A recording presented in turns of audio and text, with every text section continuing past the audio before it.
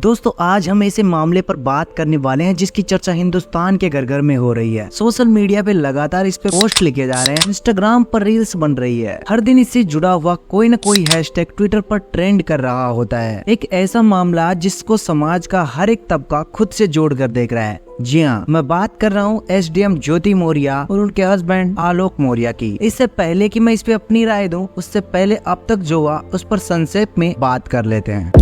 प्रयागराज की ज्योति मौर्य और आलोक मौर्य की शादी 2010 में हुई। उस वक्त आलोक मौर्य पंचायती राज विभाग में सफाई कर्मचारी थे और ज्योति बड़े सरकारी अधिकारी बनने का सपना देख रही थी। आलोक का कहना है कि हैसियत न होने के बावजूद उन्होंने उधार लेकर उनकी पढ़ाई करवाई। ज्योति ने भी अधिकारी बनने के लिए खूब मेहनत की और 2016 में वो पीसीएस की परीक्षा पास करके एसडीएम बन गई। आलोक का इल्जाम है कि एसडीएम बनते ही ज्योति का रवैया बदल गया, वो उन्हें नीची निगाहों से देखने लगी। इस बीच ज्योति की फेसबुक पर मनीष दुबे नाम के एक शख्स से दोस्ती हुई। मनीष गाजियाबाद में होम गार्ड कमांडेंट के पद पर हैं। आलोक का कहना है कि इसके बाद ज्योति और मनीष एक दूसरे के प्यार में पड़ गए, एक दूसरे से प्यार करने लगे। आलोक को जब इन दोनों के प्यार के बारे में पता चला तो ज्योति भड़क गई। वो उनके परिवार वालों को गालियां देने लगी और दोनों बच्चों को लेकर अलग रहने लगी। आलोक का कहना है कि ज्योति उन्हें बच्चों से भी नहीं मिलने दे रही है, अपने पद का इस्तेमाल कर उन्हें नौकरी से निकालने की कोशिश कर रही हैं। उनसे उनके परिवार पर दहेज का केस करवा दिया है। यही बात जब रोते हुए आलोक ने मीडिया के सामने बताई तो पूरे देश में आलोक के लिए हमदर्दी का सैलाब उमड़ पड़ा।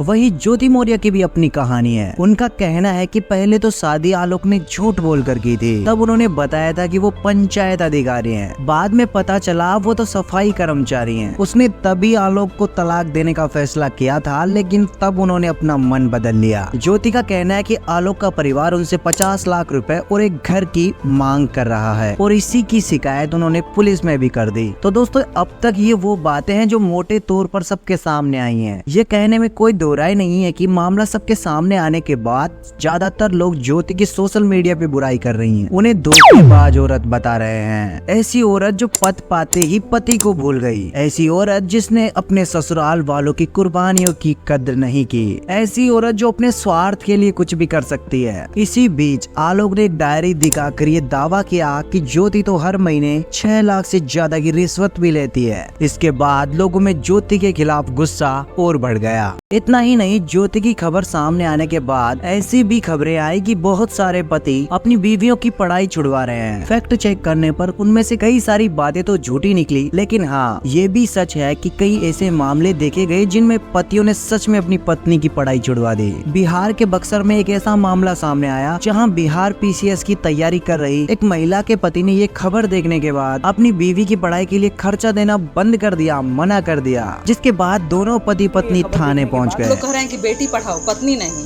तो क्या पत्नी से क्या बोल रहे थे? वो बोल रहे हैं कि हम इसमें अब सक्षम नहीं है, हम भी नहीं पढ़ाए। पत्नी को पढ़ना है, पत्नी तो पढ़ेंगी, पत्नी को तो शुरू से पढ़ा, लेकिन हम अर्थ देने के सक्षम नहीं है। अर्थ की जो पढ़ाई का मतलब स्टॉप हो जाएगा, पढ़ाई स्टॉपेज होगा।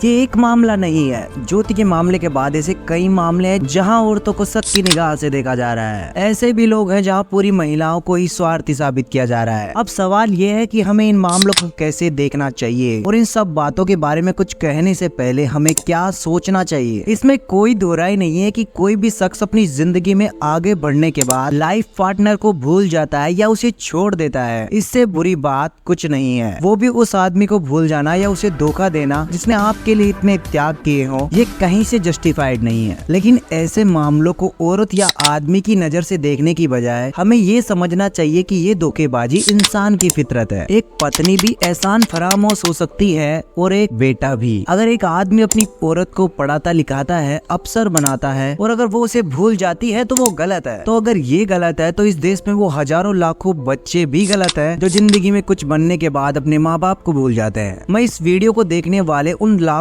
लोगों से पूछना चाहता हूँ, क्या उन्होंने ऐसा आदमी नहीं देखा जो कुछ बनने के बाद अपने माँ बाप से दूर चला गया हो, उनकी परवाह न करता हो, माँ बाप को उनके हाल पे छोड़ दिया हो। ज्योति मौर्य का तो एक मामला सामने आया है। मर्दों की बेवफाई और धोखेबाजी के किस्सों से तो पूरा इतिहास भरा पड़ा है। अब कुछ दिन पहले अपने पति की बेवफाई से तंग आकर एक औरत ने अपने बच्चों के साथ ट्रेन के आगे कूद कर जान दे दी। ऐसे कितने मामले हैं जहाँ एक पत्नी के सांवले या मोटे होने पर जाने कितने पतियों ने उनको छोड़ दिया। बीवी घर पर बच्चों को संभालती है, उनके लिए खाना बनाती है, पूरा घर संभालती है, और कितने ही मर्द बाहर मौका मिलते ही अफेयर चला लेते हैं। अगर मर्द का उसकी बीवी को पैसे देकर पढ़ाना उसका बलिदान है, तो घर की खातिर औरत का नौकरी ना करना, बच्चों के खातिर घर पर ही रह जाना भी बलिदान है। पैसे वाला बलिदान तो फिर भी छोटा है, लेकिन कई औरतों ने तो परिवार के खातिर पूरे के पूरे करियर से समझौता कर लिया है। सिर्फ अपनी गृहस्थी चलाने के लिए अपनी सारी पढ़ाई लिखाई एक ताक पे रखकर घर पर रहने का फैसला कर लेती हैं ये औरतें। बावजूद इसके अपनी बीवी को धोखा देने से पहले मर्द के मन में एक पल भी उस बात का ख्याल आता है क्या? मैं नहीं कहता कि सारे मर्द ऐसे हैं, पर क्या उनके उदाहरण आगे रखकर सारी मर्द जात को गाली दी जा सकती है क्या? अगर वहाँ सही नहीं है तो ज्योति के मामले में सारी औरत जात को गाली देना कहाँ से सही हो सकता है? मगर ज्योति के साथ तो हम ऐसे रिएक्ट कर रहे हैं कि जीवन साथी को धोखा देने का ये पहला मामला सामने आया है। गवर्नमेंट भी कहती है बेटी बचाओ बेटी पढ़ाओ, बीवी नहीं, क्योंकि बीवी पढ़ाओगे तो एसटीएम वाले पति की तरह बीवी गवाओगे। और ऐसा एक नहीं, दर्जनों मीम्स से सोशल मीडिया भरा पड़ा है। मगर जैसा हमने कहा कि हम ऐसा रिएक्ट कर रहे हैं जैसे किसी इंसान की बेवफाई का ये पहला मामला सामने आया हो। आप बॉलीवुड से लेकर राजनीति तक देखिए, स्पोर्ट्स तक देखिए, कितने ही मामले आपको मिल जाएंगे। लेकिन वहाँ क्या मर्दों के खिलाफ ऐसा कैंपेन चला? कितने ही बड़े बड़े स्टार्स और सुपरस्टार और स्पोर्ट्स पर्सनालिटीज ने दूसरी शादी करी और अपनी पहली बीवी को छोड़ दिया। क्या उनको देखकर किसी ने ऐसा रिएक्ट किया? क्या उनकी फिल्मों को या उनको इस काम की वजह से किसी ने बायकॉट किया? ऐसे कितने ही नेता, अभिनेता और भी कई लोग हैं जिनकी दो दो बीवियां हैं और उनकी बीवियों के बारे में भी सबको पता है। मगर क्या इसकी वजह से लोगों ने उनकी इज्जत कम कर दी क्या? मगर क्या आप एक ऐसा मामला बता सकते हैं जहाँ किसी कामयाब औरत के दो पति हो, वो दो मर्दों के साथ रहती है और सोसाइटी ने उसे एक्सेप्ट भी कर लिया हो? ऐसा अगर एक मामला आपकी नॉलेज में हो किसी पॉपुलर फिगर का, तो प्लीज कमेंट करके जरूर बताइएगा, मैं भी जानना चाहूंगा। अच्छा, हम एक बेवफाई के मामले को एक इंसान की बेवफाई के तौर पर देखने की बजाय उसे पूरी औरत जात से जोड़कर देख रहे हैं, जैसे कोई अनोखी घटना हो गई हो जो आज तक किसी ने देखी ही ना हो। क्यों धर्मेंद्र, भाभी को लेके कहाँ से आ रहा है? अरे दिल्ली में पढ़ाई कर रही थी नी एसडीएम की, कहीं पर तो एसडीएम बनने के बाद दूसरा साथ भाग जाए। अच्छा, आदमी भी अपनी बीवी से खूबसूरत औरत मिलने और प्रभावशाली महिला मिलने पर तलाक लेकर उसके साथ चला जाता है। तभी ये नहीं पूछा जाता कि भैया तुम तो अपनी जिंदगी बेहतर करने के चक्कर में किसी और के साथ निकल लिए, मगर उस औरत का क्या होगा जिसकी जिंदगी ही तुम्हारे भरोसे थी। ज्योति के केस में जिस मनीष दुबे के साथ अफेयर की जो खबरें हैं, उन पर ही कितने लोगों ने सवाल उठाए हैं। क्या आदमी से पूछा जाता है कि तुम तो पैसे वाले थे, तुम तो रसूखदार थे, तो तुम्हें बेहतर औरत मिल गई और तुम चले गए? मगर ये सोचो कि तुम्हारे पीछे तुम्हारी औरत का क्या होगा। वो तो इतनी पढ़ी लिखी भी नहीं है कि कहीं नौकरी कर पाए, इतनी आकर्षक भी नहीं है कि उसकी दोबारा जल्दी शादी हो जाए। उसके ऊपर से अब तलाकशुदा होने का उन पर दाग भी लग गया है। तुम तो अपनी नई जिंदगी में बिजी हो जाओगे, उस बेचारी का सोचा है?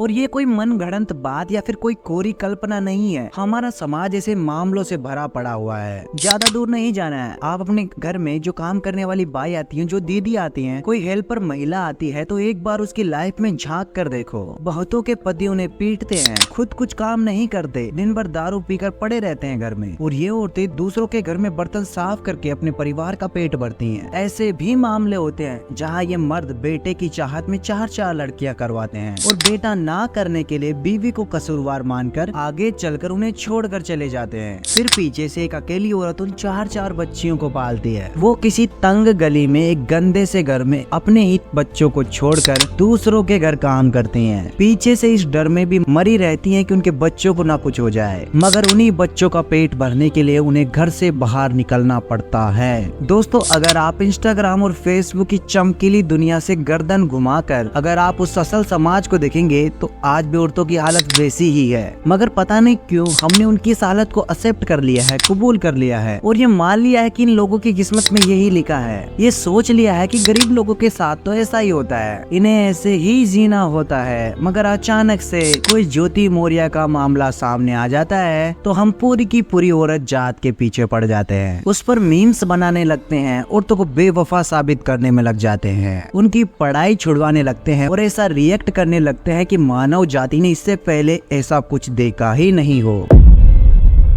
देखो, ऐसा है ना भैया कि हर इंसान अपने लालच अपनी स्वार्थ और अपनी इंद्रियों के हाथों ड्राइव होता है, उसके हाथों मजबूर होता है। आप भी, मैं भी, हम सब लोगों का ऐसा सब कुछ करने का मन करता है जो ये सोसाइटी ठीक नहीं मानती, जो मोरल भी नहीं है, समाज के हिसाब से सही भी नहीं है। हम अक्सर उन सब चीजों को करने से रोकते भी हैं, मगर कभी कभी हम ऐसा मजबूर होकर ऐसा कर जाते हैं जो ठीक नहीं होता। और ये गलत हर किसी से हो सकता है, आदमी से भी, औरत से भी। आदमियों की मोरालिटी या धोखेबाजी से ये सोसाइटी सहज हो चुकी है, क्योंकि वो पैसा कमाने बाहर जाता है ना, आदमी किसी पर निर्भर नहीं होता, इसलिए एक वक्त के बाद वो बेवकूफ हो जाता है। आदमी को लगता है कि हाँ मैं ऐसा कर सकता हूँ, कोई मेरा क्या बिगाड़ लेगा, मैं तो बाहर कमाने जाता हूँ। लेकिन ज्यादातर औरतें जो मर्दों पर निर्भर होती है, इसलिए उन्हें इस बिगाड़ का डर रहता है। मगर जब औरत भी आदमी की तरह पावरफुल हो जाती है तो वो भी ऐसा कर जाती है। अच्छा, अपनी चाहत के लिए जो इनमोरल हो जाने का जो संबंध है ना, वो किसी आदमी या औरत होने से नहीं है, उसके बेखौफ होने से है। और जब इंसान अपने पैरों पर खड़ा हो जाता है, पैसे के लिए किसी पर निर्भर नहीं होता, तो फिर अपनी गलत चाहत पूरी करने के लिए भी बेखौफ हो जाता है, उसे किसी का डर नहीं रहता। अच्छा, हम ये नहीं कह रहे कि वो कर रहा है तो ठीक है, फिर चाहे वो आदमी हो या औरत, लेकिन ये दुनिया ऐसी ही है, यहाँ हर तरह के लोग होते हैं। यहाँ ऐसे भी लोग हैं जो अपने फायदे के लिए अपने सगे माँ बाप का बुरा कर देते हैं, लेकिन यहाँ ऐसे भी लोग हैं जो दूसरों के फायदे के लिए खुद को बर्बाद कर देते हैं। यहाँ ऐसे भी अपने हैं जो परायों से भी ज्यादा पराये हैं, और यहाँ ऐसे भी बेगाने हैं जो आपको अपनों से भी ज्यादा प्यार देते हैं। आपके लिए वो कर जाते हैं जो आपके सगे भी आपके लिए ना कर पाए। और इसी दुनिया को देख समझकर हम भी ये सीख सकते हैं कि हमें क्या होना है और क्या नहीं होना है। बजाय दूसरों को जज कर खुद हाई मोरल ग्राउंड लेने के, हम ये देखें कि हमारी खुद की लाइफ कितने लोगों के लिए मिसाल हो सकती है, हमारी खतनी और करनी में क्या फर्क है। दूसरों की बजाय हम अपनी जिंदगी को लेकर ज्यादा फिक्रमंद हो तो वो बेटर है। अगर हम सच में ऐसा सोचते हैं तब तो मोरालिटी का कोई मायना है, वरना दूसरों की तकलीफ हमारे लिए किसी तमाशे से कम नहीं है। अच्छा, वो हमारे लिए कोई सोशल प्रॉब्लम नहीं है दूसरों की तकलीफ, बल्कि हमारे अगले मीम का मटेरियल है। इस वीडियो का मकसद कतई किसी की गलती को डिफेंड करना नहीं है। फिर से मैं बता दूं आपको, यहाँ हम किसी की गलती को डिफेंड नहीं कर रहे हैं, मगर इतना जरूर है कि किसी एक घटना से पूरी की पूरी बिरादरी को नीचा नहीं दिखाना चाहिए। और अगर गलतियों की बात हो रही है तो सबका हिसाब होना चाहिए। इस मुद्दे पर आपकी क्या राय है? कमेंट सेक्शन खुला हुआ है। प्लीज अपने नाम के साथ आप इस वीडियो को कहां से देख रहे हैं जरूर कमेंट कीजिएगा। और अगर आपको ये वीडियो सही लगी हो तो अपने दोस्तों से, अपने रिश्तेदारों से इस वीडियो को जरूर शेयर कीजिएगा। Thank you for watching. जय हिंद।